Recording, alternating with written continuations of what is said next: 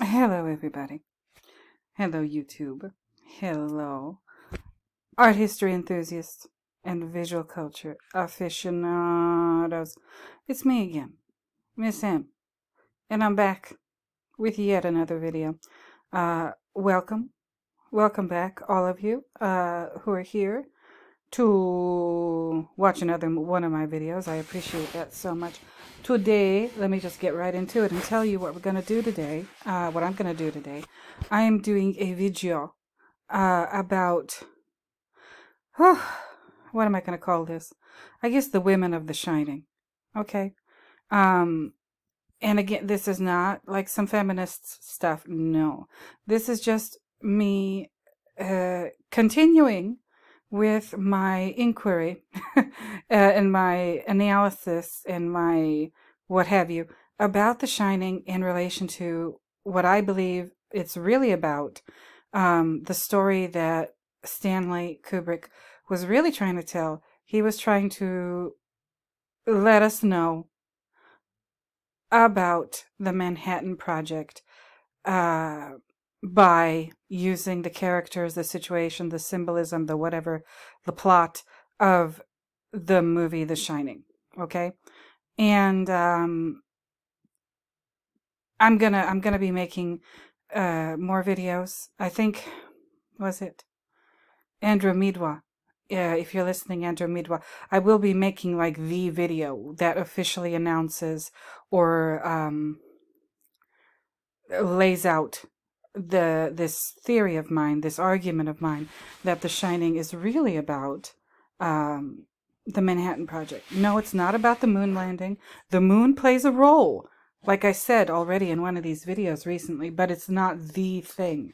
Okay, the Apollo 11 sweater that not Wendy, no, Danny is wearing. Yeah, it has to do with the moon. That's why Stanley put it there. But it's not because of any moon landing. No, not about a faked moon landing or anything like that. But it has to do with the moon. Anyway, I'm getting off track. I believe that The Shining is Stanley trying to tell us about the Manhattan Project and the bombing of Nagasaki and Hiroshima and J. Robert Oppenheimer. In my opinion, Stanley has perhaps nothing but contempt for J. Robert Oppenheimer and maybe some more characters, people involved in the Manhattan Project before it officially started in the summer of '42 and after the war. After the war was over in, 1945? And I'm gonna lay some of it on you in this video because I kind of have to in order to explain what I'm talking about in this video. The women of The Shining. Who are the women of The Shining? Well, they're Wendy, Jack's wife, Susie, Stuart Ullman's secretary. Susie doesn't have a last name. It's just Susie the secretary. And I think last but not least, the lady in the bathtub. The nudist in room 237. Her. And in the movie, she has no name. In the book, by you-know-who, Sneezy the Snowman, her name is Lorraine Massey.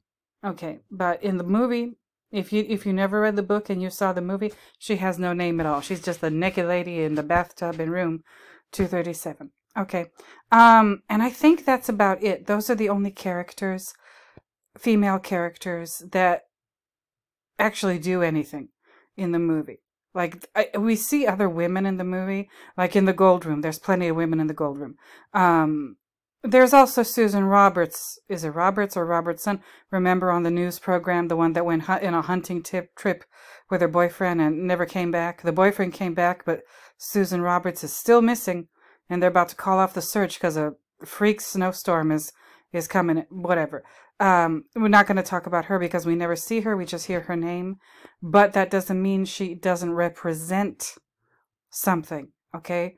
That doesn't mean that Susan Roberts and her no-goodnik boyfriend, possibly murderer boyfriend, don't represent, they don't symbolize something regarding the Manhattan Project. Okay, so again, welcome back, you all. Now you know whether or not, if I just told you what the video is going to be about, the women of The Shining, and who I think the characters, those female characters in The Shining, represent from the real life story of the Manhattan Project. Okay, the three main ones: Wendy, Susie, and the naked lady. All right.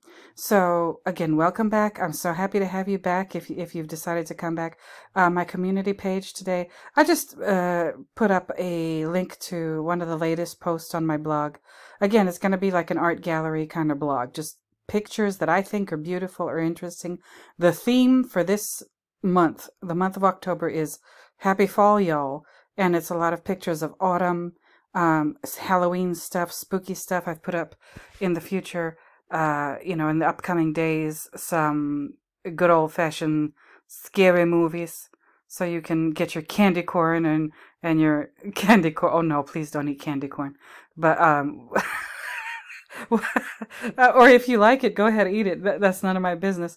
But like popcorn, caramel corn. That's it, caramel corn. Or popcorn balls. Those, you remember those from back in the day? Go ahead and munch on those. While you're watching some of the movies I put up on my blog. And I wanted to contact Anno Domini. Anno Domini, I know, has a horror movie channel. Anno, tell me. I will promote your channel. I'll put up links in my community page. Let me know. Because I know we were talking, and Anno had a horror movie channel, and I tried to put like The Cabinet of Dr. Caligari up here. Oh, copyright strike immediately, even though it's public domain. So I don't know. But this one today is the Gibson girl in a gorgeous kimono. I saw this image, and this is not maybe necessarily to do with fall, or maybe it is. It has like a sort of autumnal kind of vibe for me. I imagine myself as this lady just hanging out in this gorgeous, gorgeous, gorgeous robe, kimono, with that darling hairdo and everything. That's what I want my life to look like. Just hanging out, doing videos, reading, eating my low carb food and working out every day. And, that's what I want my life to look like. A life of leisure. But anyway, you guys, let's get on into it. Let me do my church announcements. Y'all, fire up the percolator. You're going to need this coffee. Fire up the percolator, boil some water so you can dissolve your Sanka crystals, whatever you're into, or your Cafe Vienna. Okay, those are the coffee brands in The Shining. Maxwell House, okay. Cafe Vienna, also like a division of Maxwell House, and Sanka, which they still do sell. We've already covered that on this channel. But fire up the percolator, because it's time. It's time. Get your percolator, get your little cookies, muffins, croissants, whatever you're into. Or like one of you, who was it? I think like a couple minutes ago said they didn't have coffee. They were in their infrared sauna, just, hanging out. That sounds marvelous. I've heard wonderful things about the infrared sauna. But yeah, let's get into it. So get your cup of coffee, get your stuff. And returning viewers, thank you for returning. New viewers, thank you for being new. Subscribers, thank you so much for subscribing. There's 809 of you. A good number of you, I think maybe about 15 or so of you, came in after this last video, What's on TV in The Shining.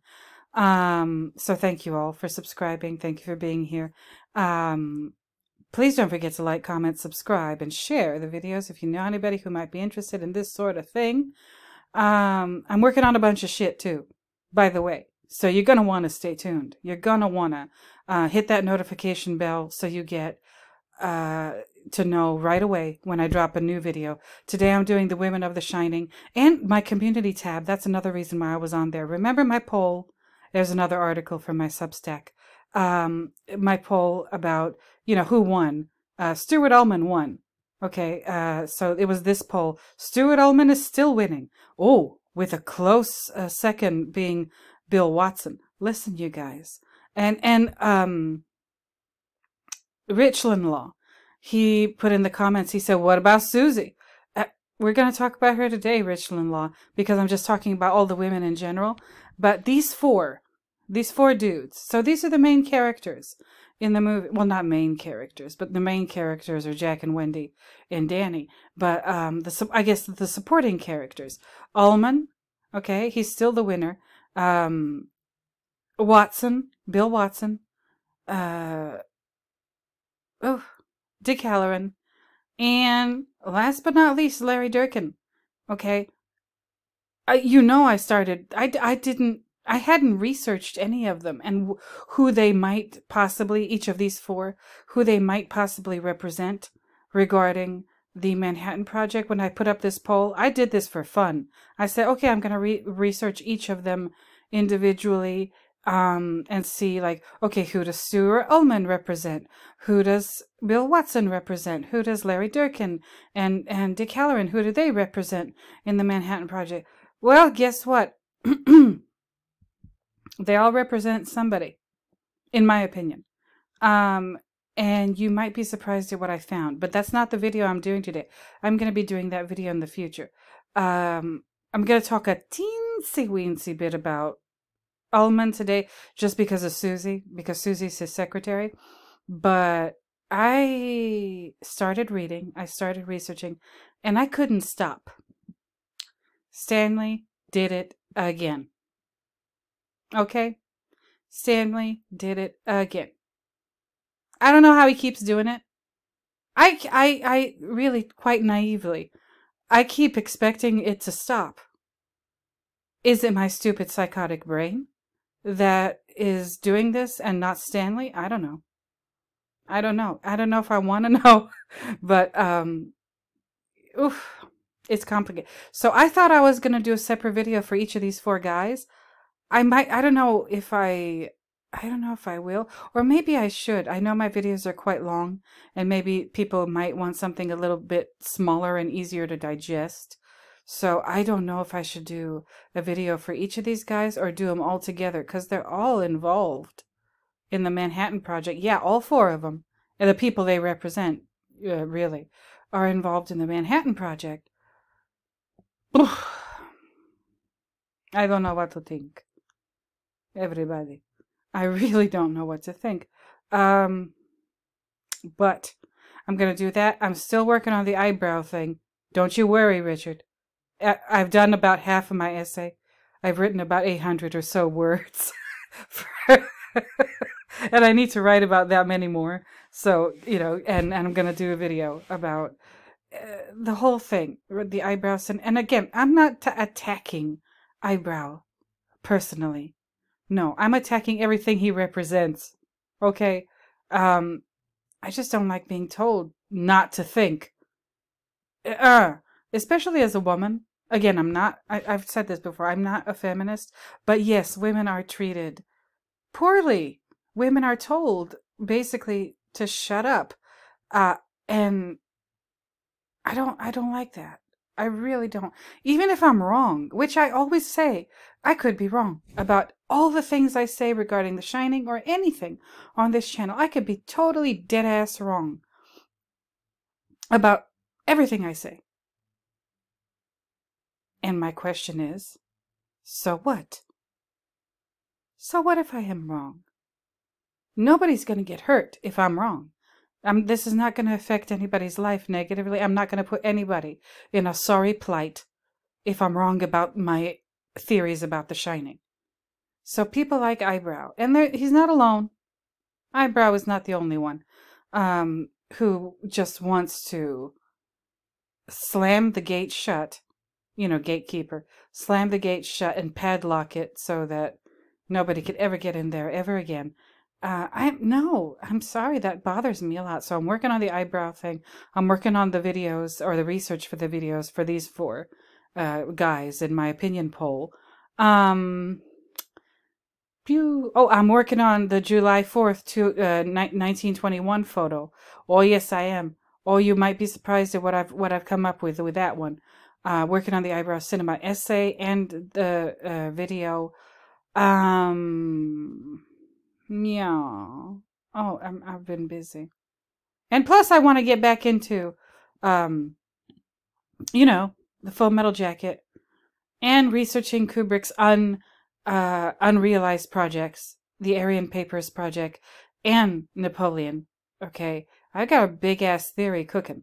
So, and plus I have a job, you know, and my trips to the grocery store. Oh, my car has been giving me trouble lately. I got to take it to the mechanic tomorrow. It's a mess. But anyway, let's get into it. But like I said, hit the subscribe and the notification bell, because I'm gonna be working on some stuff. Plus, I think I might do another Understanding the Shining, because it's getting interesting now. After Danny goes to get his fire engine, after that is when the movie gets really, really interesting, and like action packed. So let's get into it. Now, I said I was going to talk about the women of The Shining. The first one that I'm going to talk about, Susie, and I couldn't find a better picture online. I'm sorry. But this is Susie, and this is her in the office when Jack comes in to do his interview. We see her there. Okay, Ullman tells her to go get coffee, and she goes, and we don't see her again until closing day of the hotel, when the Torrance family arrives, and Ullman gives Jack and Wendy a tour of the hotel and what have you.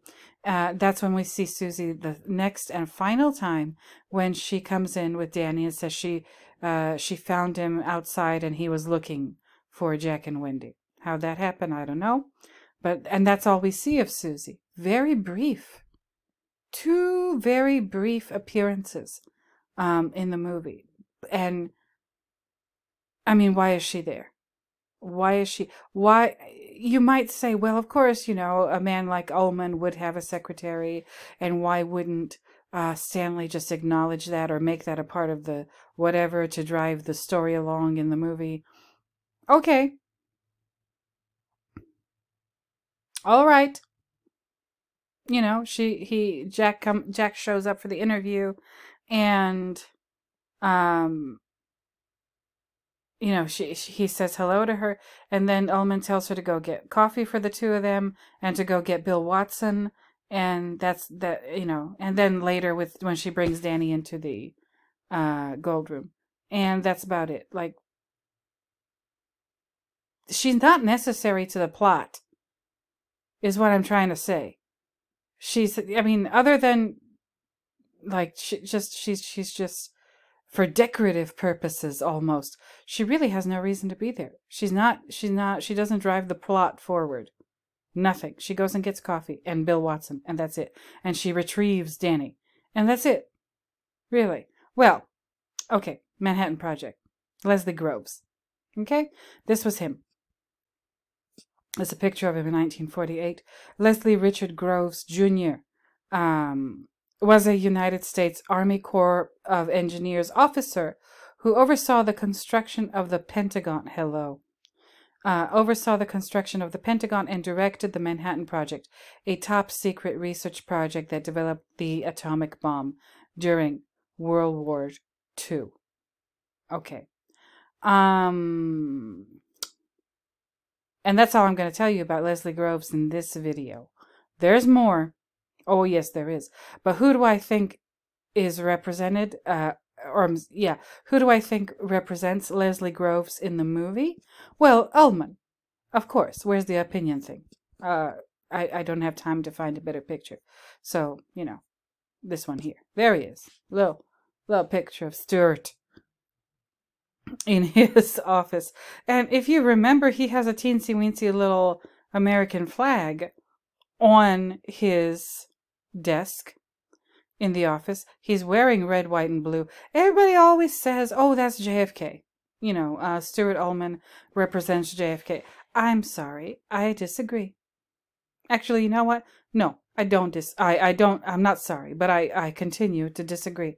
I don't believe that Stuart Ullman represents Kennedy. Absolutely not. I believe he represents Leslie Groves. Okay? He was the real boss of the Manhattan Project. And, just like Stuart is the real boss of the Overlook Hotel. That might or might not represent the Manhattan Project. Basically, from what I can gather, from what I can understand, Leslie Groves was J. Robert Oppenheimer's boss. He's the one who found Leslie Groves. Is the one. I mean, you can see the parallels already, can't you?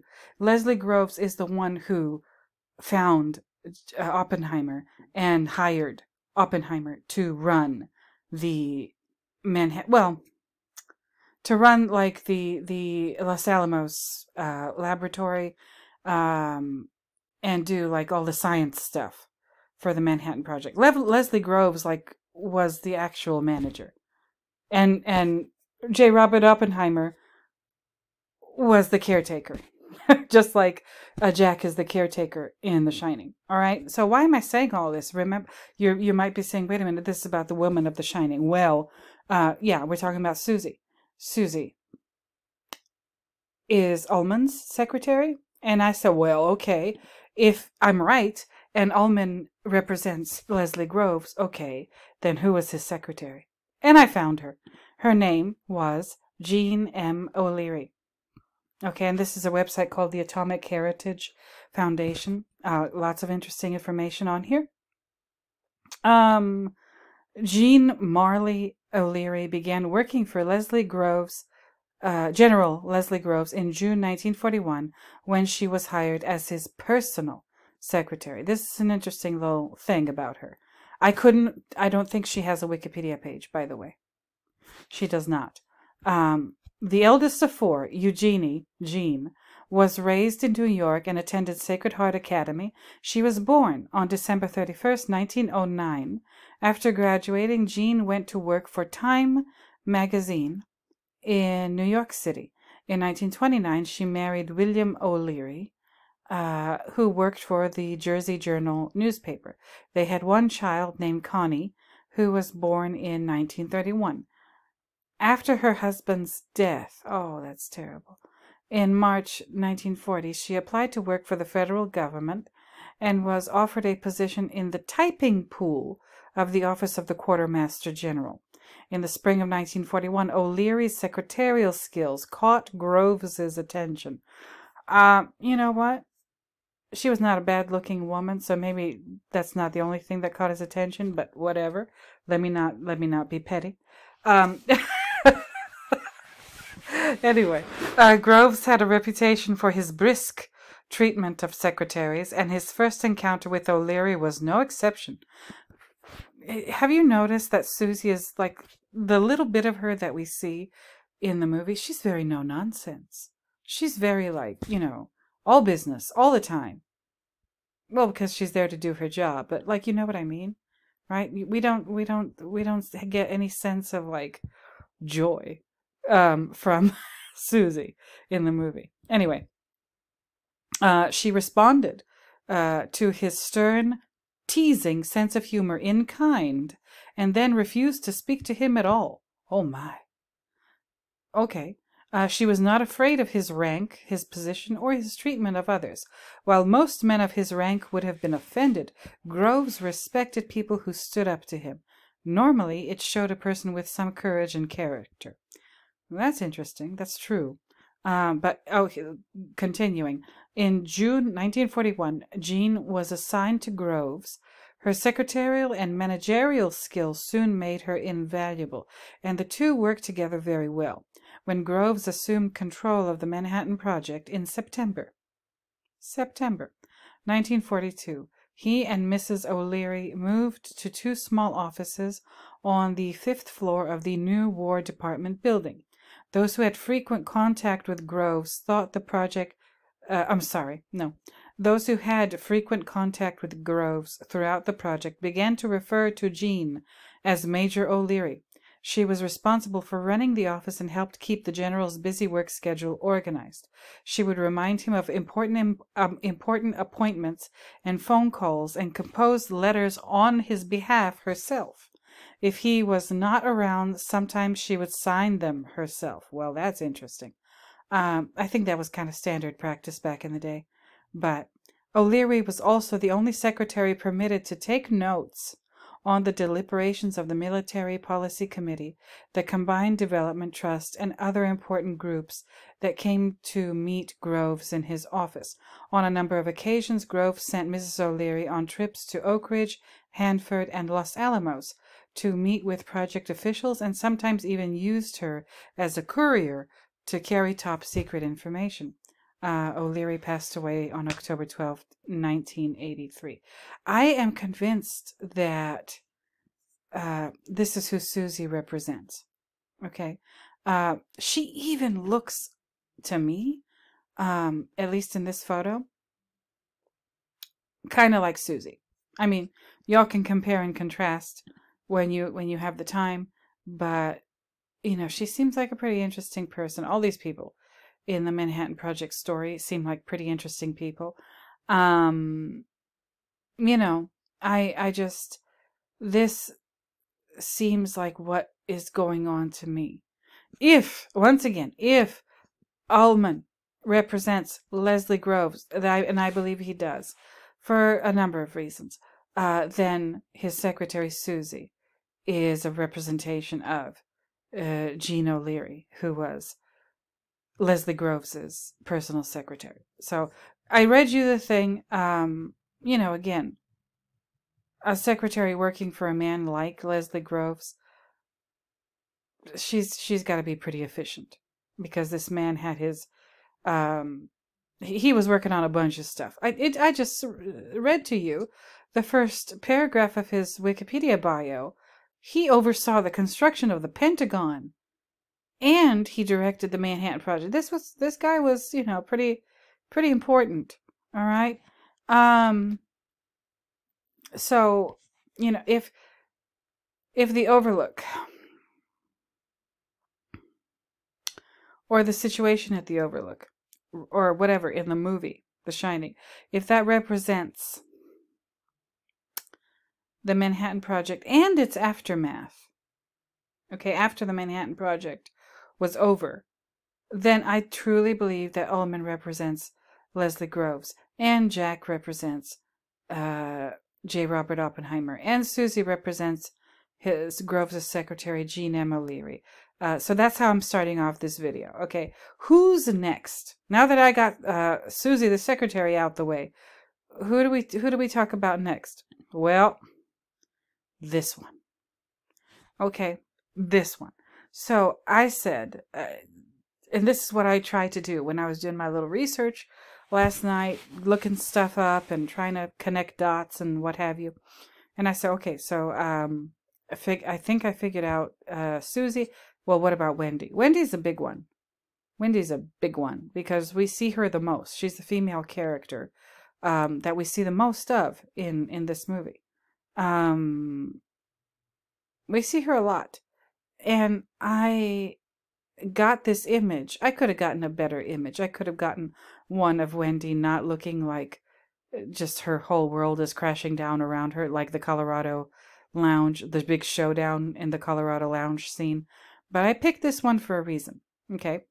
I picked this one for a reason because, again, you probably figured it out by now. I believe that Wendy represents Oppenheimer's wife, Catherine. And I picked this one for a reason. In the second half of the movie, after, again, the kickoff, the Mickey Mouse sweater with the football, after the kickoff, after the game begins, remember, it's a game. Those two little girls in the hallway, the Grady twins, they say, "Come play with us." And Danny first encounters those two twins in the games room. So after the game officially begins with the kickoff of Danny walking through the door to look for his fire engine and wearing the Mickey Mouse kicking a football shirt, that's the kickoff. That's the kickoff. From that point onward, whenever we see Wendy, she's wearing this outfit. Okay? She's wearing this like overall dress outfit and this like checkered, is it checkered? I don't know what to call this pattern, but you know what I mean. This green like squares shirt, or yeah, shirt. All right. And that's why I picked this one, because from the images I could find on the internet, you could see this outfit from this angle and this part of her body, her, from the chest upward. Okay, so like I said, I believe that Wendy represents J. Robert Oppenheimer's wife, Catherine. All right, and here she is. Oh no, okay. I'm gonna read this to you, but I'll just leave this here for a second. All right.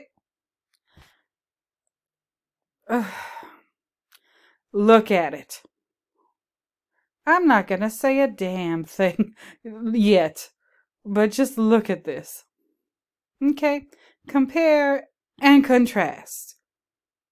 This is, as you can see, the caption down here says photo of Catherine, also known as Kitty, Oppenheimer's Los Alamos ID badge photo.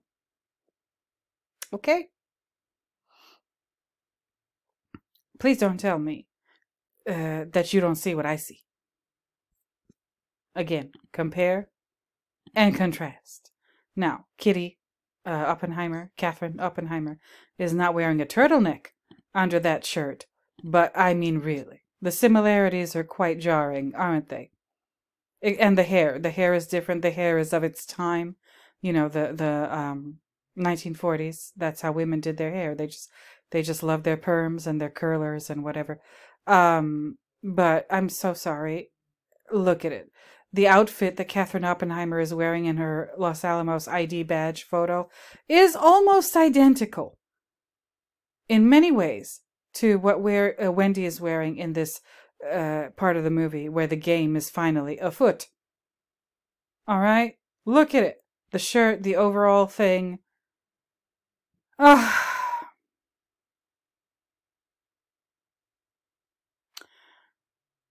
Y'all let me know what you think.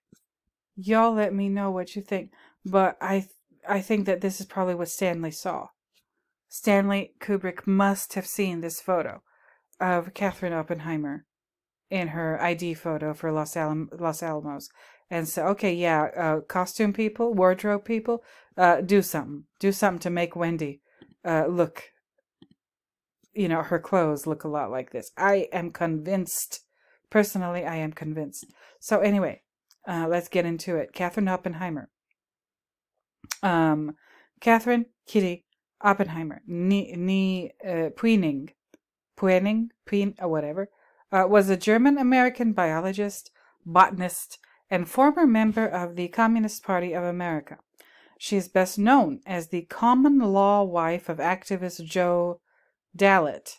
I don't know who that was. Oh, he was an American communist organizer. Okay. And then the wife of physicist J. Robert Oppenheimer, the director of the Manhattan Project's Los Alamos Laboratory during World War II. Okay. Now, you can read this whole thing if you want to. And it talks about her early life, her education, where she was born, and how she came to the United States in 1913. Her father was a metallurgical engineer. That's interesting. She came to America, learned English. She went to the University of Pittsburgh. Yep. Anyway, and she became, I think she became a biologist, right? And I don't know how she met Oppenheimer. Does it really say anything about that here? I don't know. I haven't read all of this in great detail. But she met Oppenheimer at some point. Okay. And they got married. All right. This talks about her communism. And finally, down here, it talks about her marriage with Oppenheimer. Now,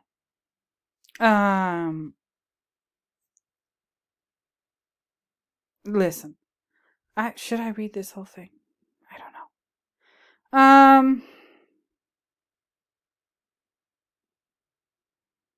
Ugh.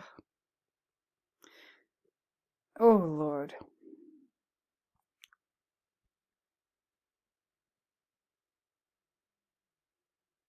Okay. I might have to take a little coffee break myself, because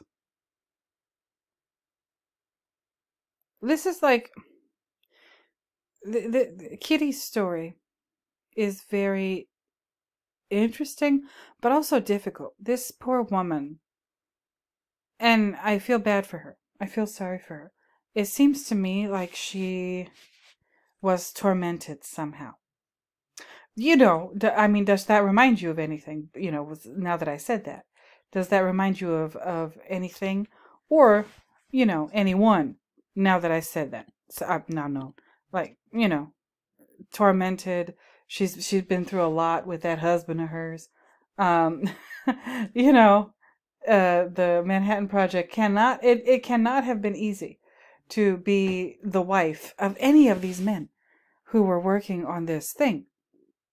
Absolutely not. They, um, the scene in the Colorado Lounge where Jack is just very, very brutally, verbally abusive to Wendy. I would not be surprised if Oppenheimer talked that way to his wife, Kitty, Catherine, whatever. She probably went through a lot with that man.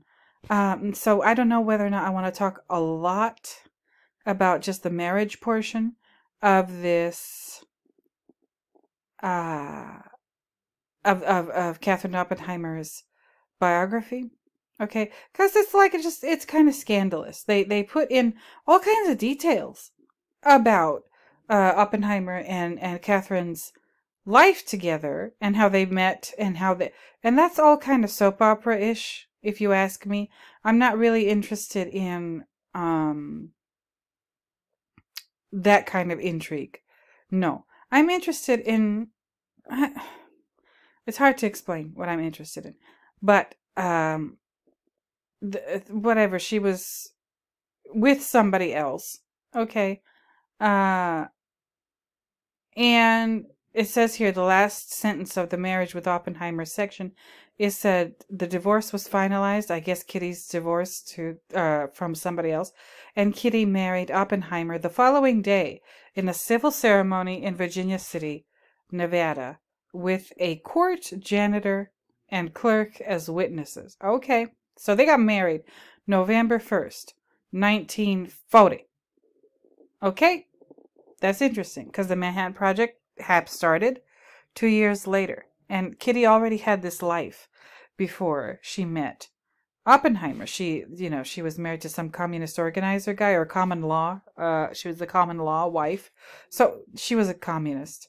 Okay, and that is what got Oppenheimer in trouble after the Manhattan Project was over. Like, I think in the 50s, like with the climate, the political climate at the time was very anti-communist. And there was all the stuff going on, and there's the McCarthy and everything. So I don't know why they let people know that about themselves, but they did.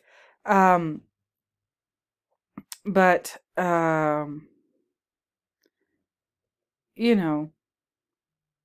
she met Oppenheimer in August of 1939.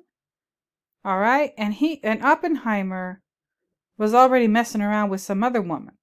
Okay, but anyway, soon after they began an affair, one which they did not even attempt to conceal, and they were frequently seen around town in Robert's car. And I guess she was cheating on her husband with Oppenheimer. See, this is the stuff that I guess it's important to know as far as their biographies and whatever, but it's still a little like, how did these people even find out about this private stuff in their lives? And like, why did everybody know about it? Or, I don't know. I never understood that. But, long story short, they got married. Okay? They got married. And these people, by the way, again, these are not poor people. These are not middle-class people. These are not working class people that we're dealing with. Whether it's Oppenheimer or Catherine or anybody. Like, did I tell you? I think I told you in one of my recent videos. Oppenheimer's family was loaded. I mean, loaded. This man never had to, like, do actual work ever in his life. Period. Okay, this is probably the same thing going on with this wife of his, Kitty. Okay? And then the Manhattan Project happened. Okay, so they got married in November 1st, 1940. Then they had a son named Peter. He was born in Pasadena, May 1941, while Oppenheimer was teaching at Caltech. Then they went back to Berkeley. And then Kitty worked as a laboratory assistant for the University of California. And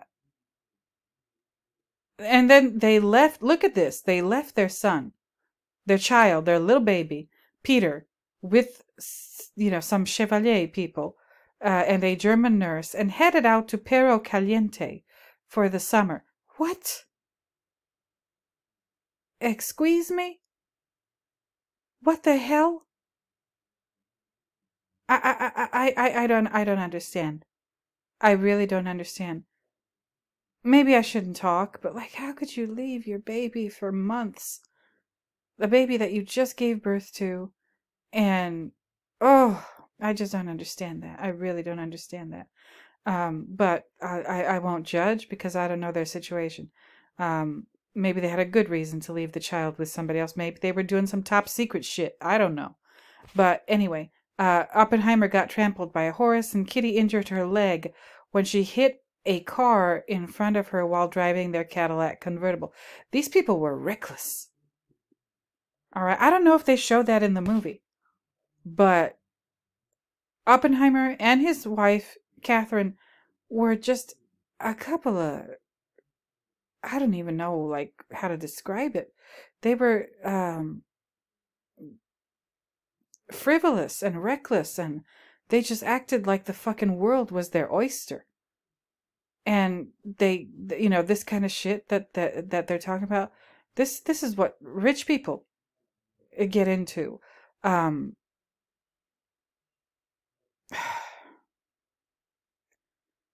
They remind me of like these entitled kind of brats that we see getting arrested for this, that, or the other, and they never have to like serve any jail time.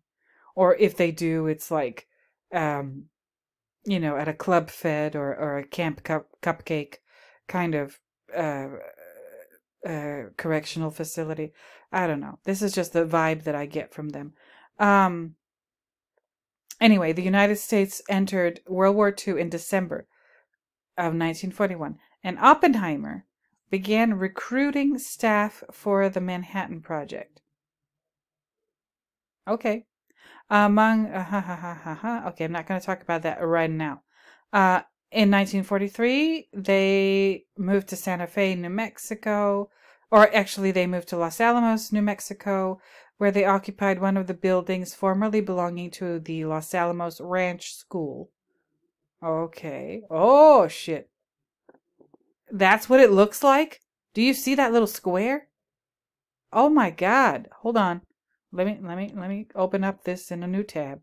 I want to get a good look at this building. Does that look like the Overlook Hotel to you? Oh shit. Wait a minute. It looks somewhat like the Overlook Hotel to me.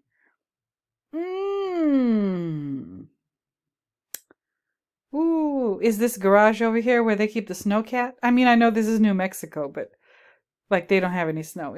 Or maybe they do. I don't know. Like, what do I know? I figure it's the desert, so there's no snow, but I could be 100% wrong about that. And I just don't know because I'm just that ignorant. Well, damn. Los Alamos Ranch School. This is where they lived? Oh, Lord. Los Alamos was known to their occupants as the Hill, and to the Manhattan Project as Site Y. Okay. Oppenheimer became the director of Project Y. Kitty abdicated the role of post commander's wife to Martha Parsons, the wife of Robert's Deputy Navy Captain William S. Parsons. I'm going to have to take a look at him, too. Uh-oh. Uh-oh. Wait a minute.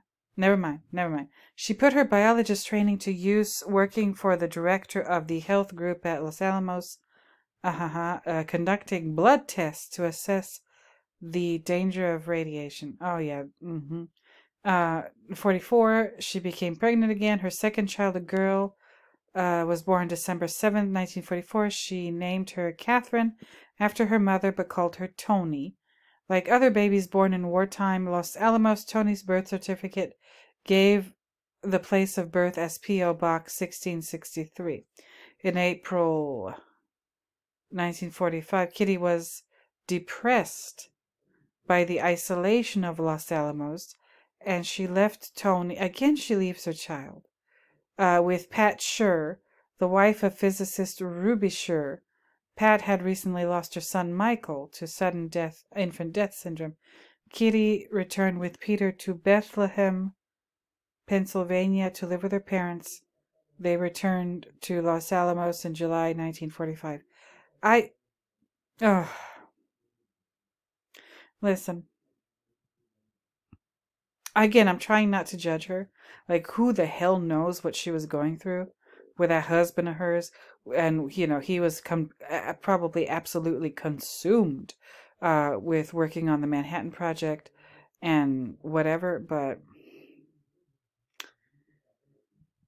she sounds a lot like Wendy to me. Okay? Wendy is like an afterthought to Jack. He doesn't really consider Wendy's feelings or whatever, and it looks like something similar might have been going on with J. Robert Oppenheimer and his wife Kitty. Kitty seems like, I'll just say it, I'm not trying to be mean or anything, but Kitty just seems like a mess.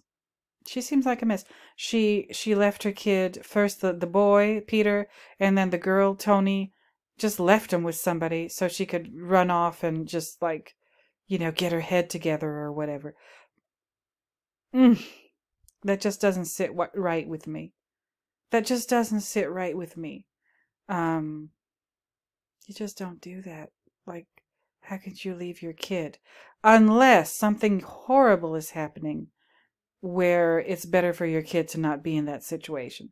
So I'm assuming, or suspecting really, that might have been what was going on. Okay? Now, this is the part that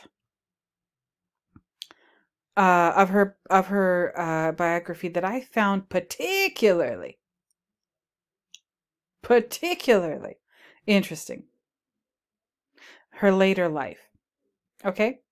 It says, with the end of the war, I'm going to read this whole thing. I might have to go get some coffee first, because this is heavy. This is really heavy. It says, with the end of the war in August 1943, Oppenheimer had become a celebrity, and Kitty had become an alcoholic.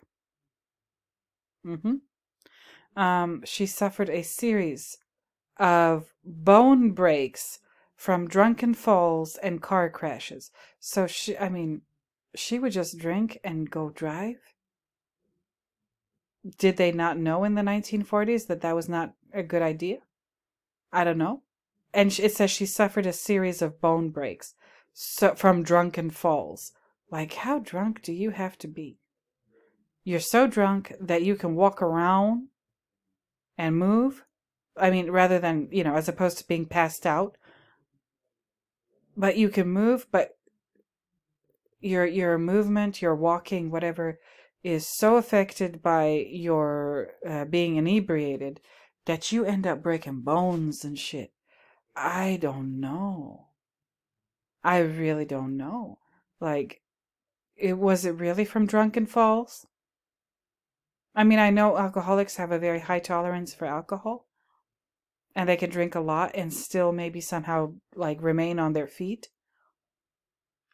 But you know me. I'm suspicious. I'm thinking maybe it wasn't just, you know, her randomly falling or maybe tripping over stuff while she was drunk. I'm not going to say it out loud, But I think you know what I'm suggesting without suggesting it out loud. Okay. So we were just talking about like the eyebrow thing and how critical he is of the Wendy theory. And with Wendy, the Wendy theory, what we're told is like, you know, keep an eye on Wendy. She's the real villain of the movie. Um, she's the one who's projecting all of this stuff onto Jack, and maybe she's the one with like the actual problem. You know, Jack's the alcoholic. Maybe it's not Jack. Maybe it's really Wendy. Um, mm, I don't know. I don't know. I'm gonna have to take a coffee break, so hold on. I'll be right back to deal with this later life portion because this is where I think I found like a big clue. Okay? Just hold on a second. All right, I'm back. Whew, okay. Had a little coffee and I'm back. Anyway, let me just read this to you all the way through. All right?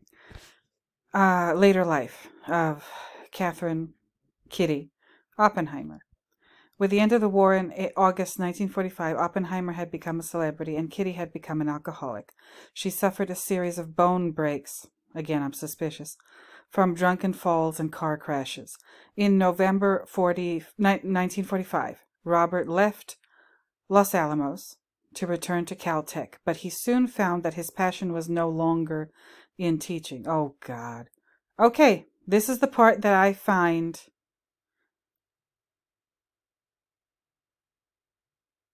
suspicious, too. Okay?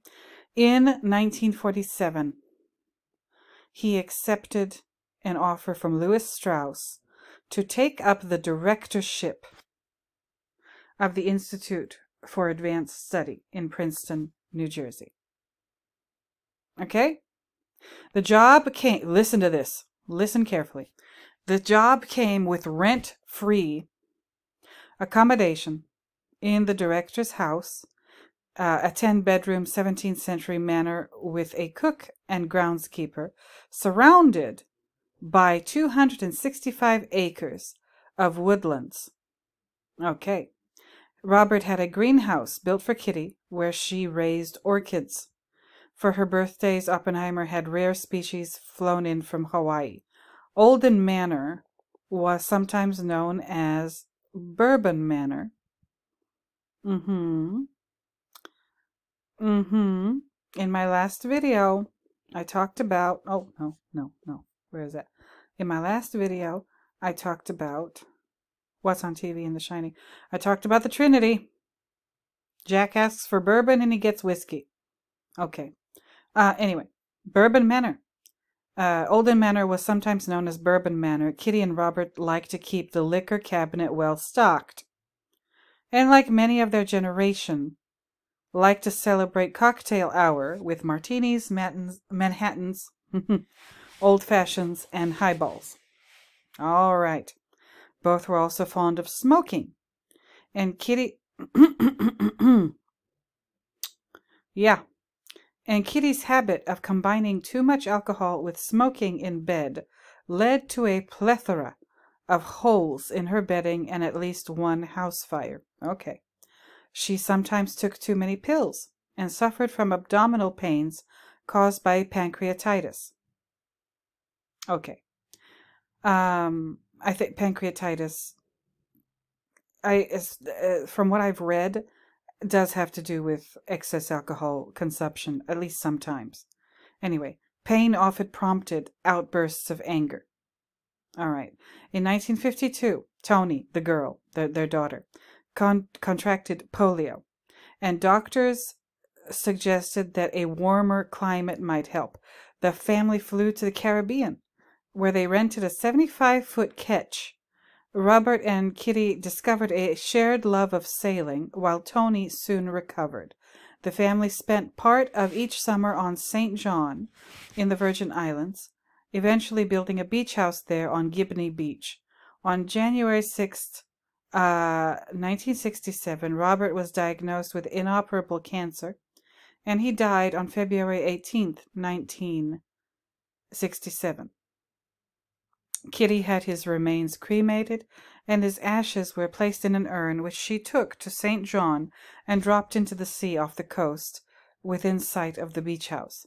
She took up with Robert Serber, whose wife Charlotte had died by suicide in May of 1967. She talked him into buying a 52-foot yawl, and they sailed from New York to Grenada.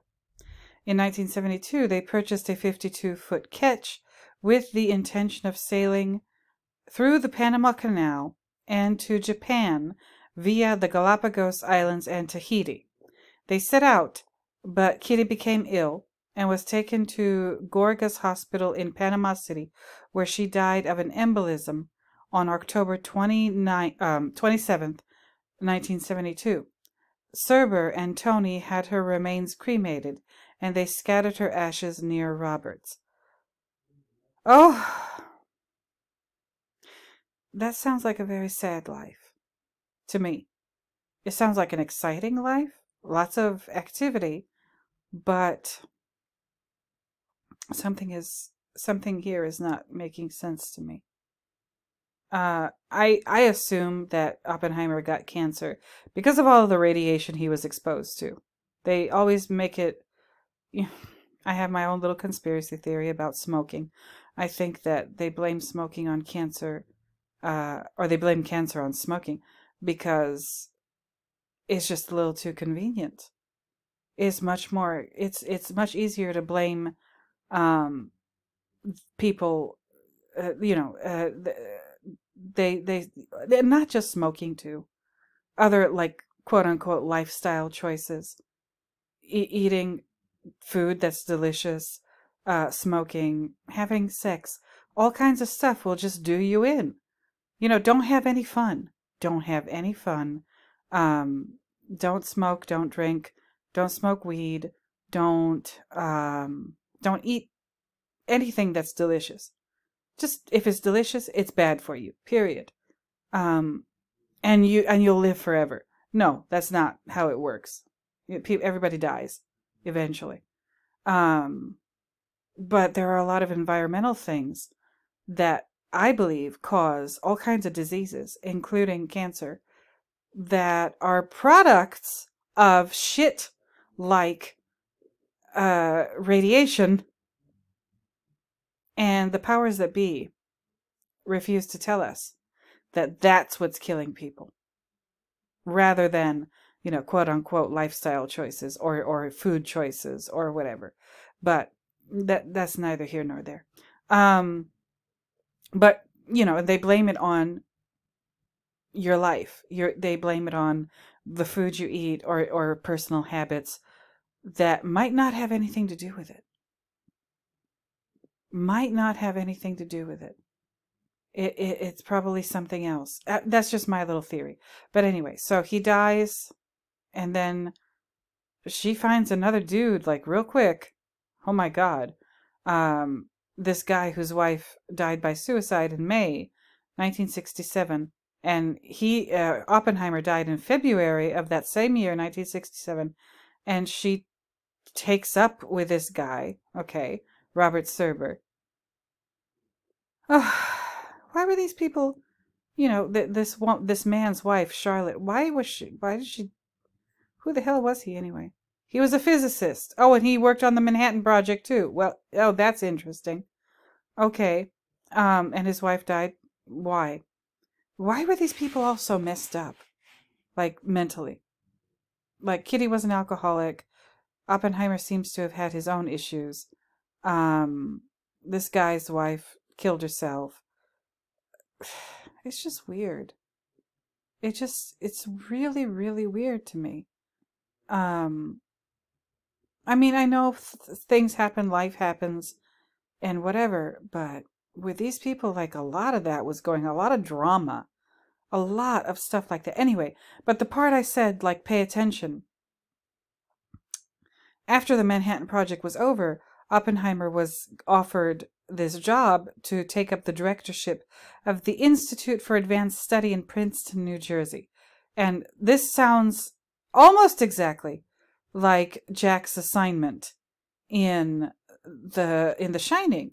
They move into a rent-free accommodation, just like Jack and Wendy are living rent-free, seemingly rent-free, uh, at the Overlook Hotel.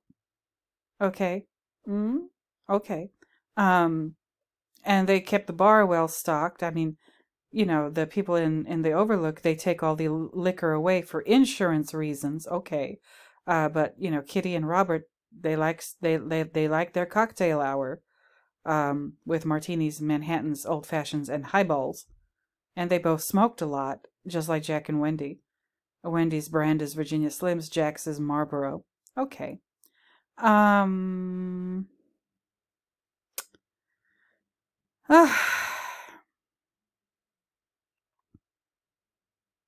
and Kitty was a mess.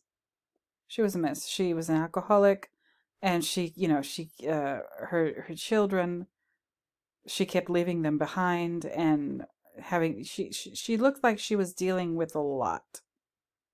Okay? It probably wasn't easy to be married to J. Robert Oppenheimer. I'm not saying she was an angel, but something is telling me that she was having maybe the same or similar difficulties with Oppenheimer that Wendy is having with that Wendy had with Jack. Okay, now again, Oppenheimer after I guess the Manhattan Project was over and Oppenheimer left Los Alamos to return to Caltech teaching. But he soon found that his passion was no longer in teaching. Oh, kind of like Jack. He was a teacher too before moving to Colorado and getting a job at the Overlook. So he was sick of teaching. Not that, I mean, was he teaching during the Manhattan Project, or was he just running the lab in Los Alamos? I don't know. I need to do a little more research about that. And then he accepted this offer to be the director of the Institute for Advanced Study in Princeton, New Jersey. And maybe you've never heard of this place, the Institute of Advanced Study in Princeton, New Jersey. It is not affiliated with Princeton, the university, no. It's like this independent thing. It's a school, but it's not like any school you've ever heard of in your life. It actually sounds pretty nice, but I don't know if I'd ever want to be a part of it, because it seems like there's some funny business going on there. Anyway, I showed you this place where they lived in Los Alamos. Looks an awful lot like the damn Overlook to me.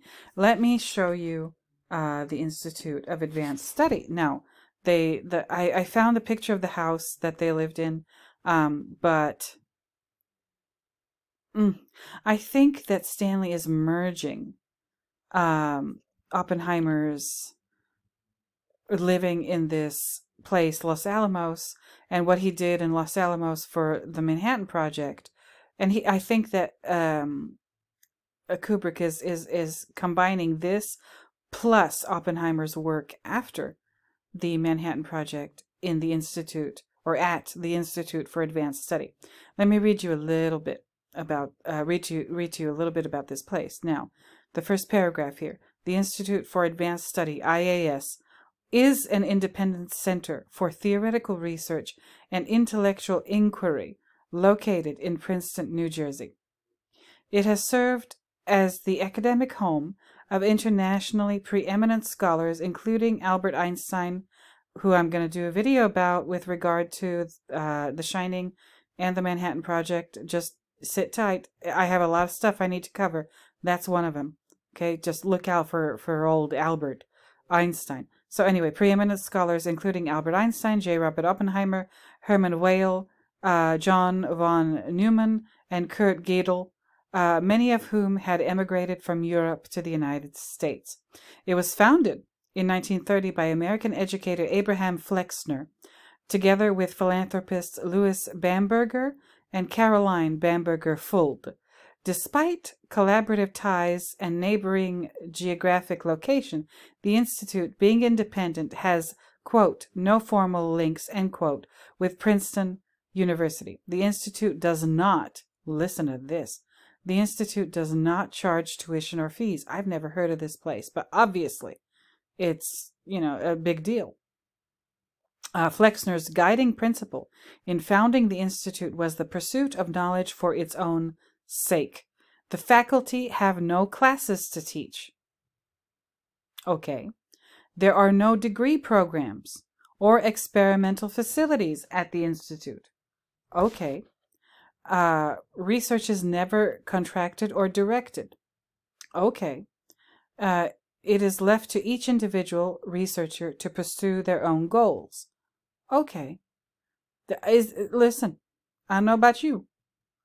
I don't know about you, but to me, this sounds like a perfect place for Jack to write his novel. Do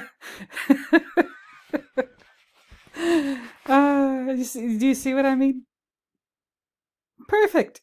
No goals, no research, or they do research, but they get to pursue their own goals. Okay. The research is never contracted or directed. There are no degree programs or facilities at the Institute. There's no classes for the faculty to teach. How can you be faculty if you don't teach no classes? I don't understand that. But this sounds an awful lot like the book that Jack is working on. All work and no play makes Jack a dull boy. Anyway, established during the rise of fascism in Europe, the Institute played a key role in the transfer of intellectual capital from Europe to America. It quickly earned its reputation as the pinnacle of academic and scientific life, a reputation it has retained. Again, I've never heard of this place before last night when I was reading about all these women in the Manhattan Project and that I believe are represented in The Shining by Wendy and Susie and the Naked Lady. I had never heard of the Institute for Advanced Study. Never. But look at what I'll read this sentence again. Established during the rise of fascism in Europe, the Institute played a key role in the transfer of intellectual capital from Europe to America. So people fleeing fascism and Nazism and whatever in Europe during the Second World War were, big ass scientists, big important thinkers that America snapped up and then used for its own nefarious ends. Maybe they went through this place. Was Werner von Braun a part of this? I need to check it out, but I think you know what I'm talking about. It quickly earned its reputation as the pinnacle of academic and scientific life. They have no classes to teach, no degree programs. What? It's a school. It's a school, but no classes and no degree programs. Really. Research is never contracted or directed, and it is left to each individual researcher to pursue their own goals. Okay. All right. All right. Cool. The Institute consists of 4 schools: historical studies, mathematics, natural sciences, and social sciences. The Institute also has a program in systems biology. It is supported entirely, listen to this, entirely by endowments, grants, and gifts. As I said up here, there's no tuition. Period. No tuition. No tuition, no fees. It's supported entirely by endowments, grants, and gifts. It is one of 8 American mathematics institutes funded by the National Science Foundation. It is the model for all 10 members of the consortium, some institutes for advanced study. Okay.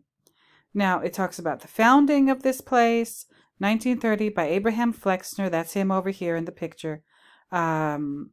With Louis and Catherine, Louis Bamberger and Caroline Bamberger Fold. Okay.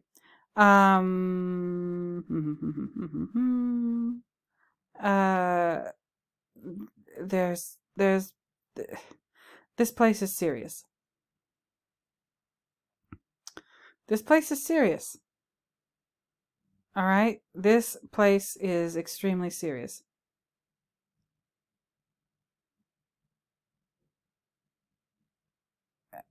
But you've never heard of it. I never heard of it until last night. The Institute, and look at this, it says impact. You can read this in your own time. I'm going to leave all of this in the description um, for you to look at it, and maybe you can find some interesting stuff too. The Institute is or has been the academic home of many of the best minds of their generation.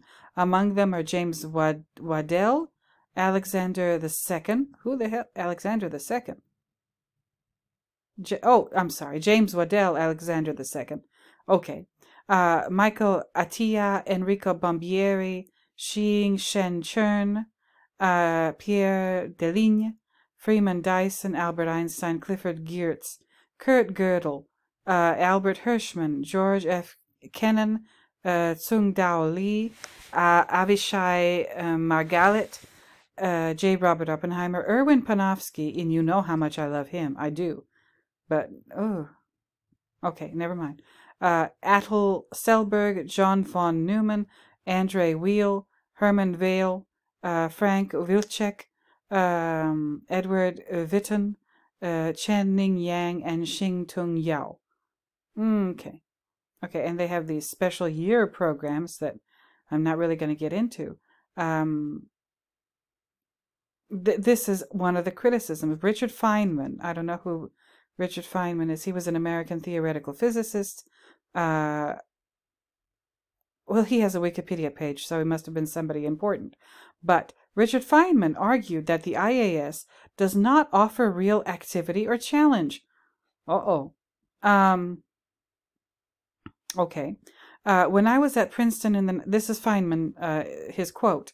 When I was at Princeton in the 1940s, I could see what happened to those great minds at the institute for advanced study, who had been specially selected for their tremendous brains and were now given this opportunity to sit in this lovely house by the woods there with no classes to teach, with no obligations whatsoever. These poor bastards could now sit and think clearly all by themselves. Okay, so they don't get any ideas for a while. They have every opportunity to do something, and they're not getting any ideas. I believe that in a situation like this, a kind of guilt or depression worms inside of you, and you begin to worry about not getting any ideas, and nothing happens. Still no ideas come. Nothing happens because there's not enough real activity and challenge. You're not in contact with the experimental guys. You don't have to think how to answer questions from the students. Nothing. Oh, Mr. Feynman? I think you're saying something without saying it. Sir, I think I like this person. Richard Feynman. I like him. He's stating the obvious without really stating it. He's saying these people are not there to do anything. Kind of like Jack is not. I mean, he's at the Overlook, and he says to Stuart Ullman, "This is going to be a perfect opportunity for me to work on my book." Okay, and then we see his book in precisely in this scene. Wendy finds his book, and Wendy sees that there's nothing. There's nothing. There's absolutely all work and no play. Make Jack a dull boy, over and over and over and over again, every line of pages after pages after pages of this thing. And he finds her in there, and he says, "How do you like it?" And then of course, there's the Colorado Lounge scene earlier where she comes in, and he's abusive towards her, and she says, maybe in a couple of hours I can bring you some sandwiches and you can let me read what you've written. And he throws a goddamn fit and talks to her like she's trash. Okay, Mr. Feynman, I see you.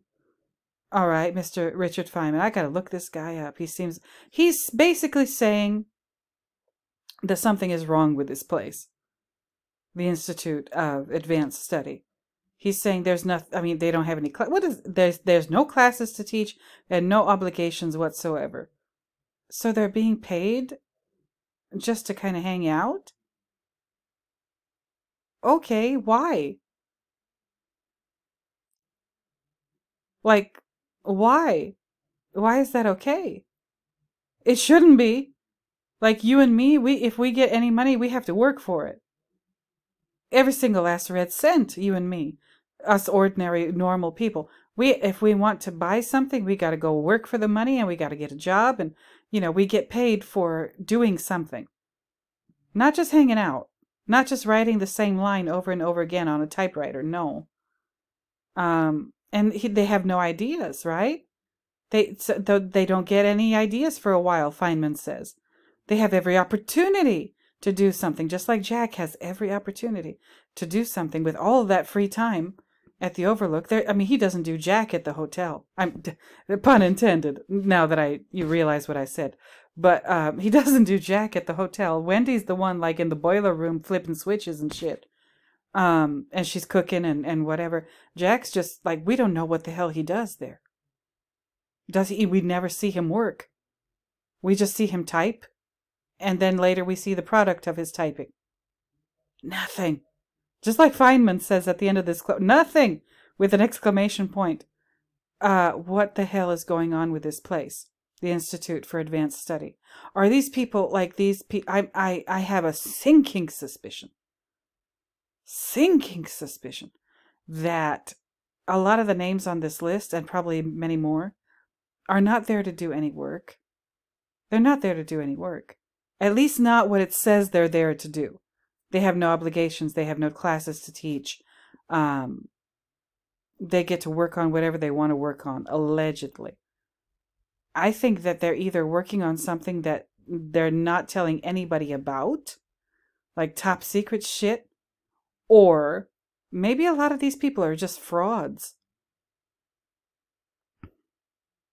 Maybe they aren't the great minds that we've been told they were. I like to think outside the box. You probably know that already.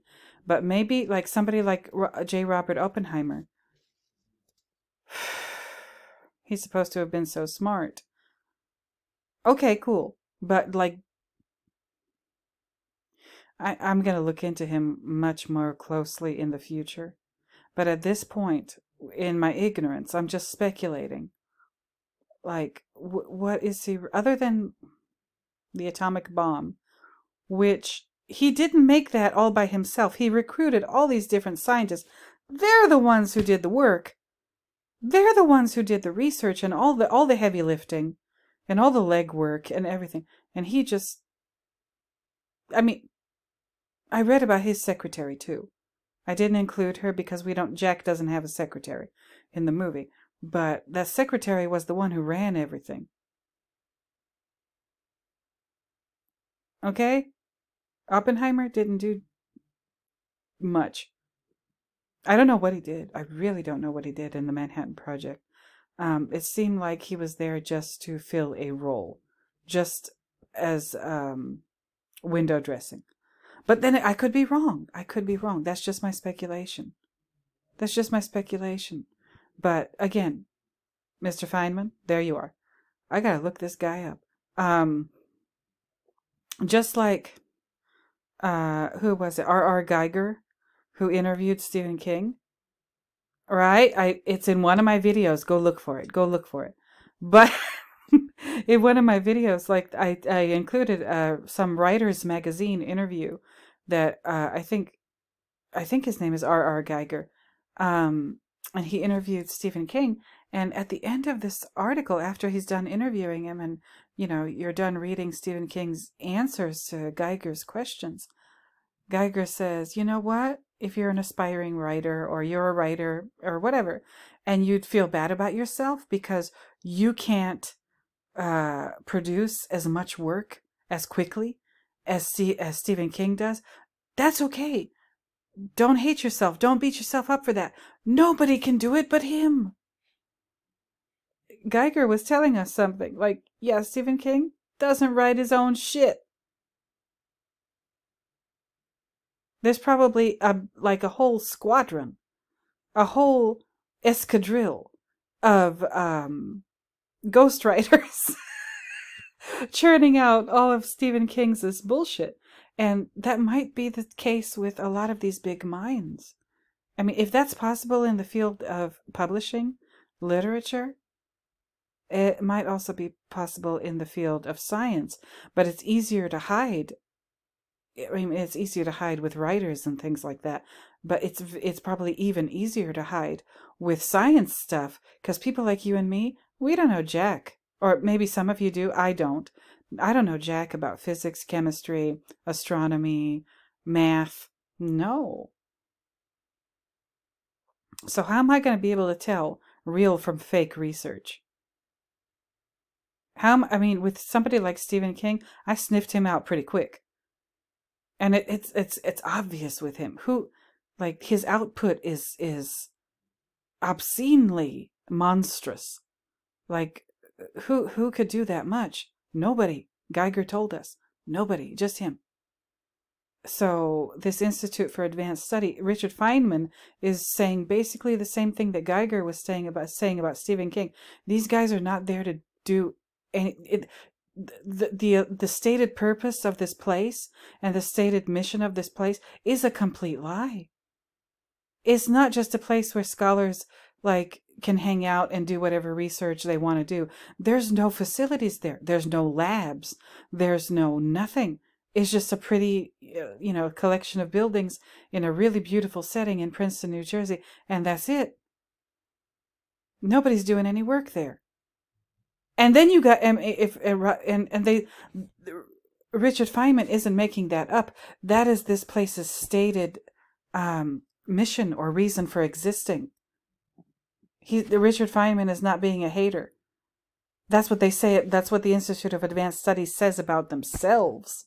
And Richard Feynman, in this quote, I got to look this guy up. But Richard Feynman in this quote is asking, why? How is that possible? For you to be in this place and get paid for doing absolutely nothing. And these great big minds, he says, those great minds at the Institute for Advanced Study, who had been especially selected for their tremendous brains, and when you give them all the free time in the world, they're not capable of doing anything. They can have all the ideas they want to have. They can write, they can research all they want to, and they don't. That is extremely suspicious. Let me look up Richard Feynman. I love people who tell the truth. I really do. American theoretical physicist known for his work in the path integration formulation of quantum mechanics. Okay. All right, Mr. Feynman. The theory of quantum electrodynamics, the physics of the superfluidity of the Okay, look. This guy is no slouch, as we can see. He received the Nobel Prize in Physics in 1965 with Julian Schwinger and Shinichiro Tomonaga. Okay, all right. Let me see if he was in the Manhattan Project. Well, he was in the Manhattan Project. Okay. All right. Now, listen. Just because somebody worked on the Manhattan Project doesn't mean they were a complete demon. Again, a lot of these scientists, a lot of them didn't know that their research was being used to create the deadliest weapon ever. I don't know about Feynman. I don't know, but I gotta research him. But I need to read more about this. I'm not going to do this to you now, but a lot of these scientists, they simply didn't know that their research was being used for evil. They didn't know. Some of them did, but a lot of them didn't. Now, what I was about to say, Feynman saying what he said about the Institute for Advanced Study, that might have been a direct shot, or, he was targeting possibly Oppenheimer specifically, because he worked with him in the Manhattan Project. He was a part of the Manhattan Project at this juncture. In early 1943, Oppenheimer was establishing Uh-huh. A secret event.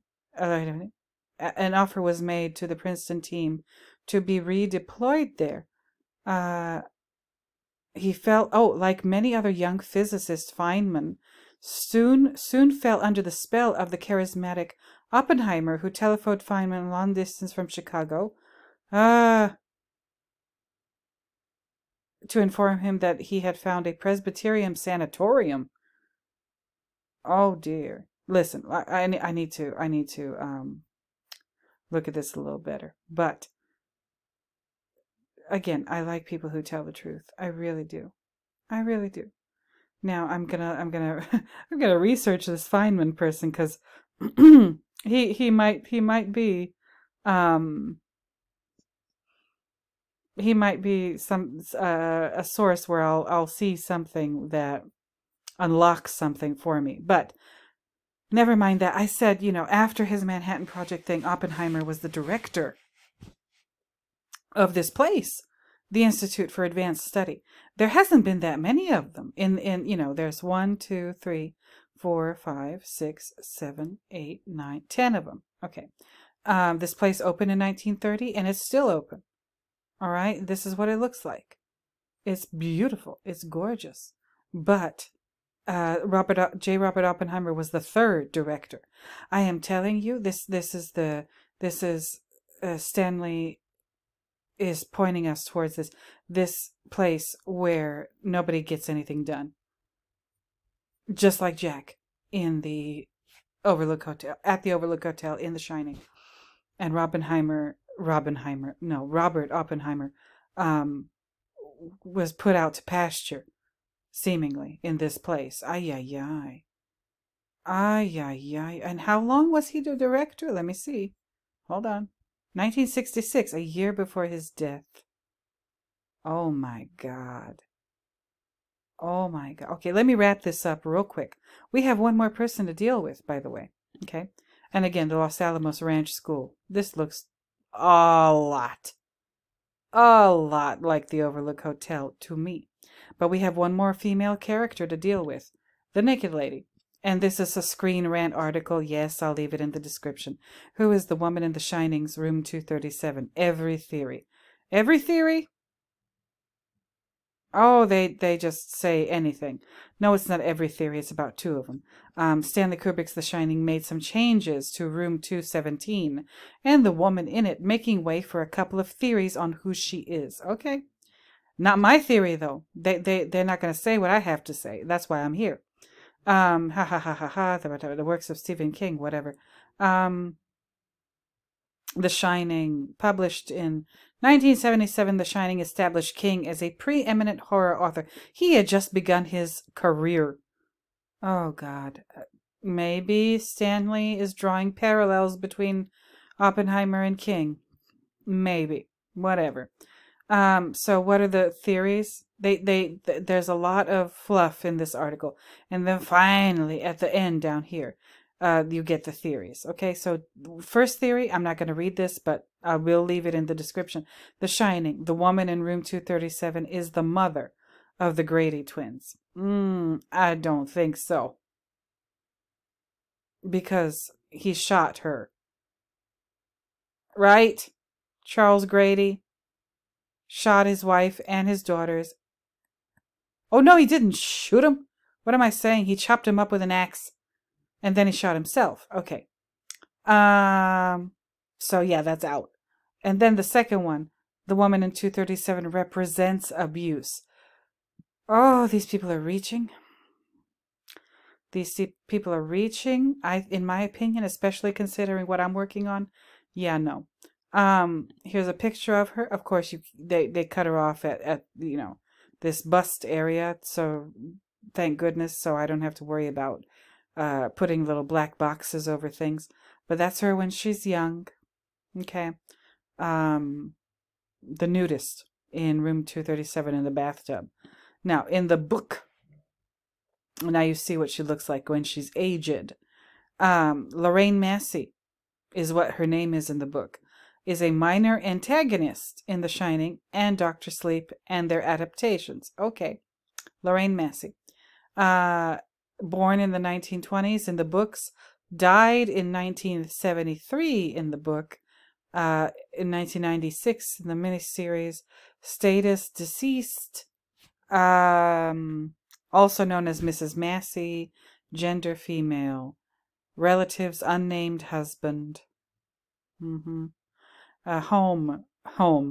in the book room 217, in the movie room 237. And now you know why I think the Stanley changed it from 217 to 237. Again, Neptunium's atomic mass is 237.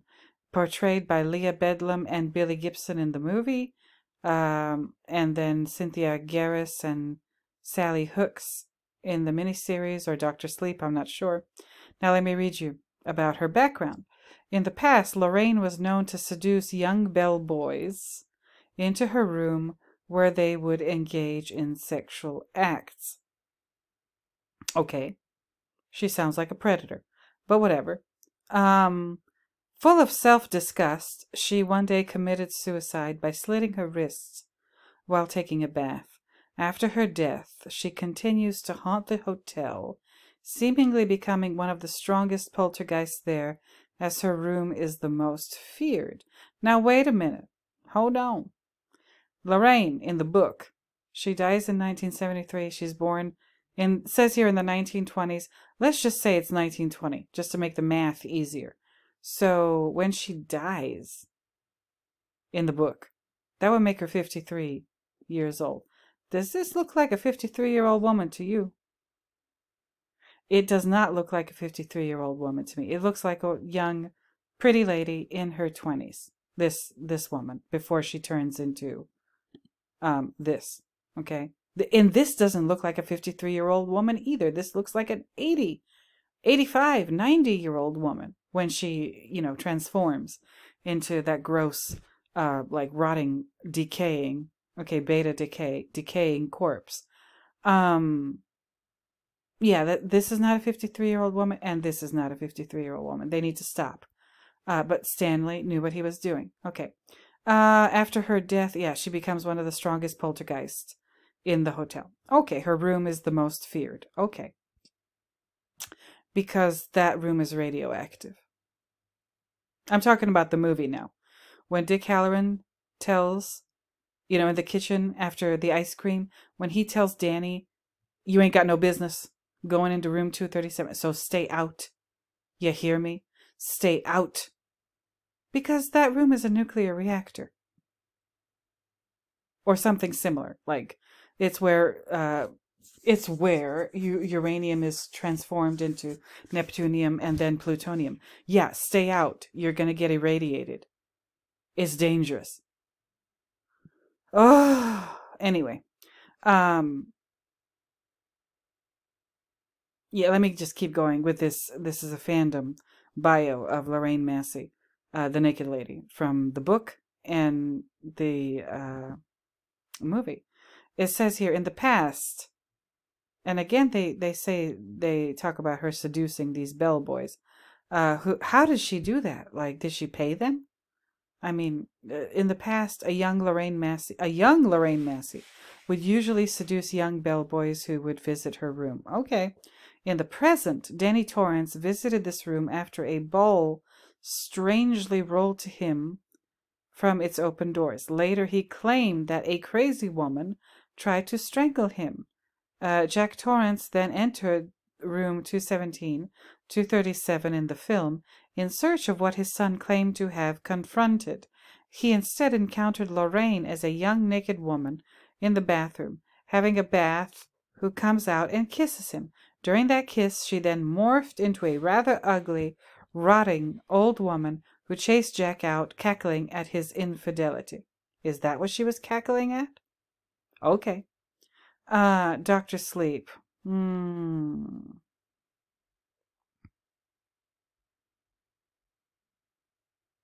don't even know if I want to look at this.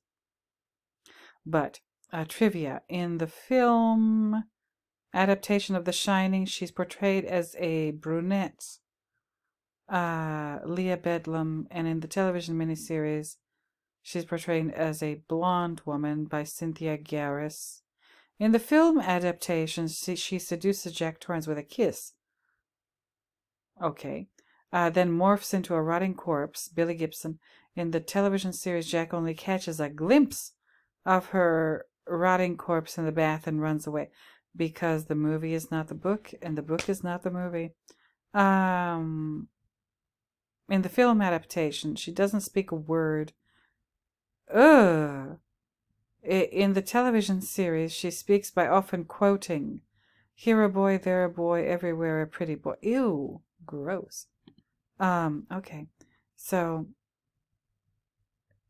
what I read that because I wanted you to have in your mind this character is based on, partially, based on Stephen King's character from the book. Again, in the movie, we don't know her name.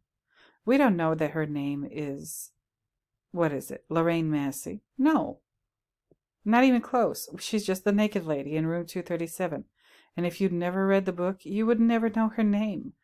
Now, who is she with regard to the Manhattan Project and J. Robert Oppenheimer and Catherine Oppenheimer and the whole thing? Okay, well, my theory is that she represents both the beta decay of uranium into neptunium and then finally into plutonium. Okay. And she also represents a female character, a person from J. Robert Oppenheimer's life. And that person was named Jean Tatlock. Okay? I'll read to you about Jean Tatlock. Jean Frances Tatlock, February 21st, 1914 through January 4th, 1944, was an American psychiatrist. She was a member of the Communist Party USA before this was banned and criminalized in the 1950s, and was a reporter and writer for the party's publication Western Worker. She's also known for her romantic relationship with J. Robert Oppenheimer, the director of the Manhattan Project's Los Alamos laboratory during World War II. Okay? I'm not gonna really get into her biography too much. You can, other than what has to do with Oppenheimer, but you can read this again. This is going to be in the description. Tatlock began seeing Oppenheimer in 1936 when she was a graduate student at Stanford, and Oppenheimer was a professor of physics at the University of California, Berkeley. As a result of their relationship and her membership of the Communist Party, she was placed under surveillance by the FBI, and her phone was tapped. Tatlock experienced clinical depression and committed suicide on January 4th, 1944. She was 30, almost 30. She was just shy of turning 30. She was 29 years old. Okay. You can read her early life. You can read all of this stuff. Okay. Her death is what I'm really here for. You can read about her romance with Oppenheimer. He continued seeing her after he married Kitty. Not a lot, but a couple of times he did go and they did meet up. Okay. He proposed to her twice, but she refused. Okay. All right. Her death. Okay. She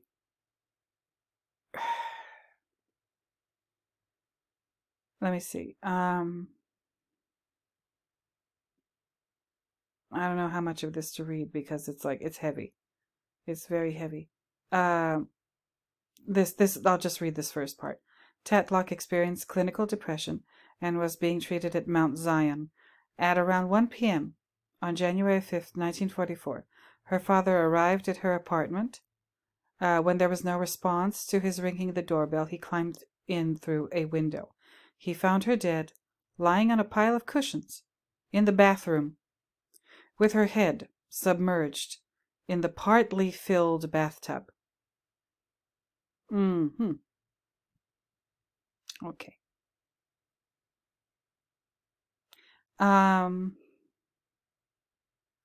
And if this goes on, She was also a heavy drinker. Um, but this also goes on to talk about how some people think that she didn't commit suicide, that she was actually murdered. Why? I don't know. I have to read more about it, because my aim when I was looking at this stuff was to compare the female characters in The Shining to the female characters surrounding people like J. Robert Oppenheimer and Leslie Groves in the Manhattan Project. And I think I did it. Okay, like I said, Wendy is Oppenheimer's wife, Kitty. Susie is Leslie Groves's secretary, Jean M. O'Leary. And I believe that this one, right, the naked lady, is Jean Tatlock. Look at how she died. I mean, Lorraine Massey committed suicide in a bathtub. Lorraine Massey, the character from Stephen King's novel that the character in the movie, Naked Lady, is based on. She committed suicide in the bathtub because she was disgusted. Because she was disgusted with herself. For what? Just messing around with a lot of guys? I don't know. But that's what, yeah, full of self-disgust. She one day committed suicide by slitting her wrist while taking a bath. Okay, Jean Tatlock did the same thing. Is it Jean? Yeah, Jean. Jean Tatlock did more or less the same thing. This is her suicide note. It said, "I'm disgusted with everything." Oh, and she died. Her whole body was not in the bathtub. Her head was submerged in the partly filled bathtub, lying on a pile of cushions in the bathroom. Don't you find that suspicious? I don't think she killed herself. I think that this was some kind of hit. This was an assassination, or just murder. Maybe not assassination. That's no. But this was a murder made to look like a suicide, in my opinion. This is a very weird way of doing it. A very long, drawn out, very unnecessarily painful way of doing it. It doesn't make sense. But it involves a bathtub and a note which says, "I'm disgusted with everything." That sounds a lot like the character from Stephen King's book, being disgusted. That's why she killed herself. And she killed herself in a bathtub. Very similar to Oppenheimer's. She's called his mistress. I don't even know if she qualifies as his mistress. And this is the woman, Jean Tatlock. She's the reason why the Trinity test was called the Trinity test. Remember, in my last video, I said that Oppenheimer was inspired by the poetry of John Donne, and she's the one who introduced Oppenheimer to John Donne's poetry. And he named the first it is widely believed he named the first test of the nuclear weapon Trinity in reference to one of Donne's poems as a tribute to her. Now this happened, the Trinity test, it happened after this poor woman's death. 1944 is when she died. And in 1962, Leslie Groves wrote to Oppenheimer about the origin of the name and elicited this reply. So Leslie Groves was curious about why Oppenheimer named the Trinity test the Trinity test, and he wrote this: "I did suggest it. Why I chose the name is not clear." Why I chose the name is not clear. Okay, but I know what thoughts were in my head. There was a poem of John Donne written just before his death, which I know and love. From it, a quotation: "As west and east in all flat maps, and I am one, are one, so death doth touch the resurrection." In another, better known devotional poem, Donne writes, "Batter my heart, three-personed God." Three-person God is the Father, the Son, and the Holy Spirit. I don't know if the Spirit could be referred to as a person, but whatever. And see, Oppenheimer, see, this is why I'm suspicious about this guy. Leslie Groves just openly asked him, "Why did you name the Trinity test the Trinity test?" And Oppenheimer's answer is, "Why I chose the name is not clear." What? Excuse me? That makes absolutely no sense. Like none. Freaking none. No sense at all. No sense at all. Oh.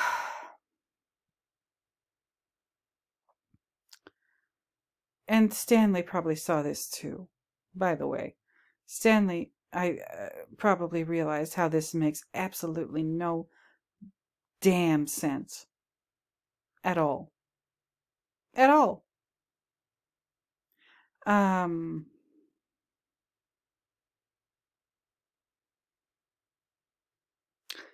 This just doesn't make any sense at all. Absolutely no sense at all. None of it. None of it makes sense. None of it makes sense. Who are these people? What were they really doing?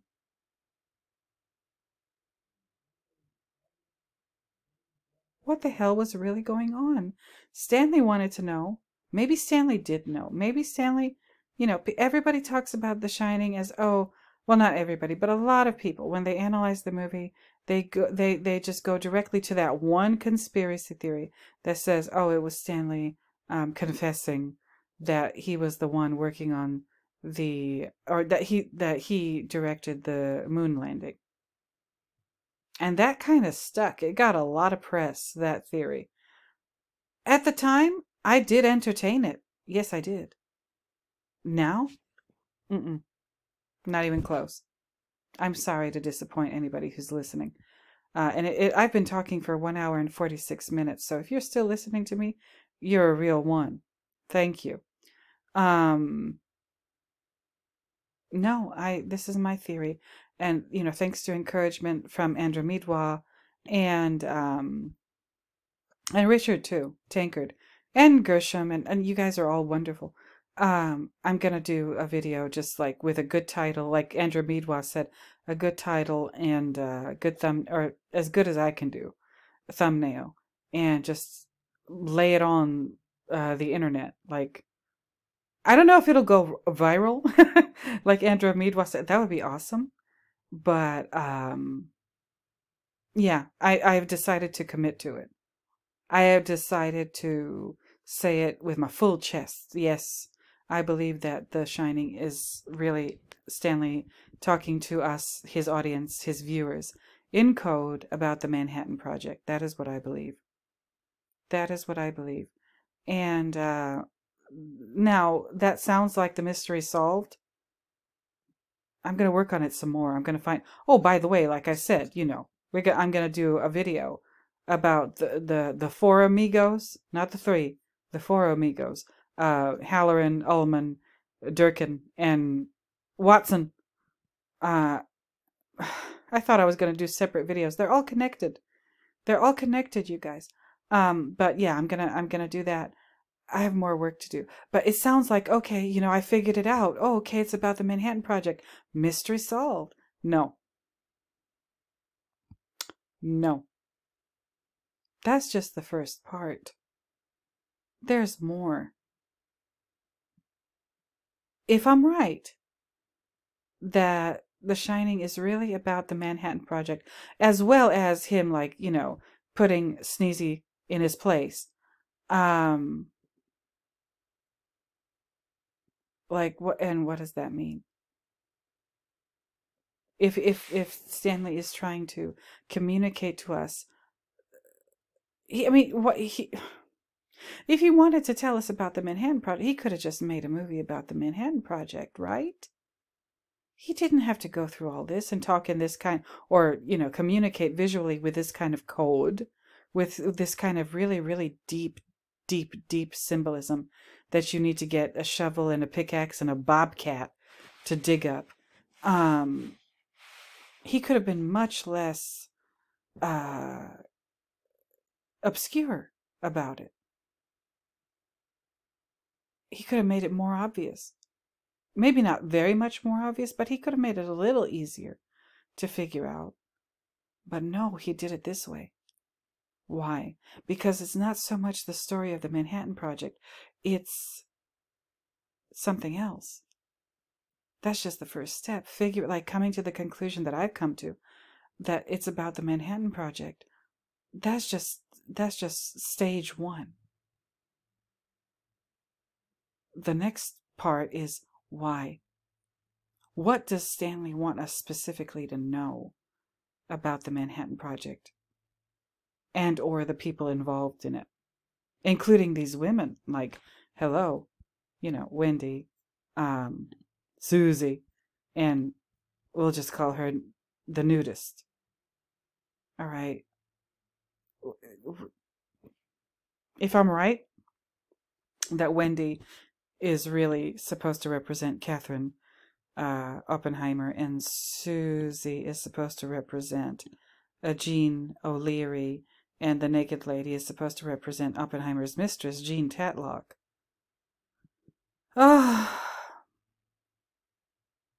Plus, what I'm working on with regard to the Four Amigos. What does that mean? What were they really working on? Remember how long I talked about this thing? The Institute for Advanced Study? And it does mention Albert Einstein. We're going to talk about him too. Oh, I've got more work to do. It's not just that Stanley is telling us in code that it's really about the Manhattan Project. No, he wants us, he's trying to tell us something about the Manhattan Project that is not available for public consumption. And I don't know what that is yet. I will try to figure it out. I have my suspicions already, and my speculations already. I can't say it out loud. I can't. Just like Stanley couldn't. I think I know what he was driving at. I think I do, but I might never be able to say that out loud on this channel. I might have to, put together some kind of, I don't know, some kind of cipher for you guys to figure out, if you really want to know what I think. I have to think about how to do that. Like I said, figuring out that it's about the Manhattan Project, that's just the first step. That's just, okay, we got that out the way. Now what? Big deal. It was about the Manhattan Project. Who cares? Well, not who cares. No, we're having all kinds of fun with this. But the mystery is not solved yet. No, that's just the first step. We just uncovered the legend of the map that will take us to X marks the spot. And then when we get there, then we got to dig for the whatever is there.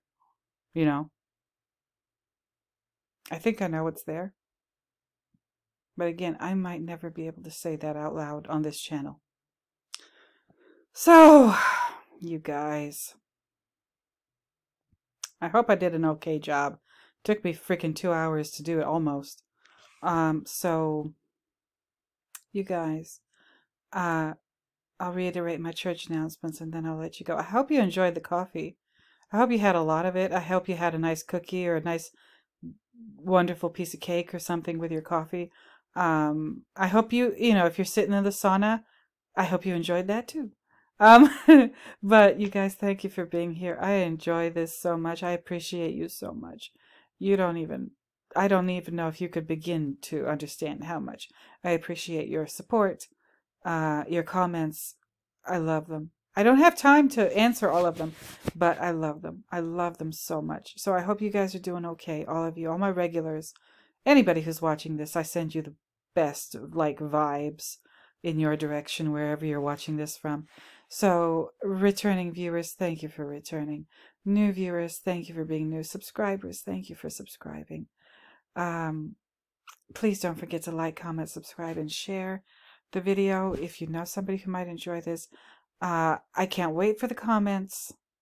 I really enjoyed them. I love reading them.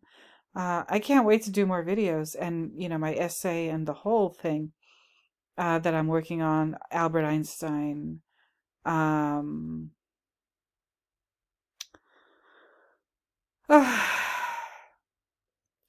Albert Einstein, the picture at the end of the movie, July 4th, 1921. The Four Amigos video. You know, I got some shit to do.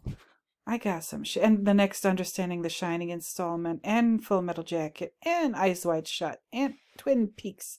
And I have so much to do. I have so much to do. And your support, just knowing that you're watching and listening and commenting, that means a great deal to me. So, you guys, I think I've talked enough. I think I've done enough. So until next time, you all, I'm coming back with another video. I don't know what the next video is going to be about. Possibly these guys, because I promised this and I'm going to deliver on my promise. So stay tuned for that. And then Eyebrow Cinema, and then all the stuff. But until next time, you guys, until the next time when I find yet another reason to talk at you, I'm going to go ahead and bid you bye-bye. So, bye-bye, everybody.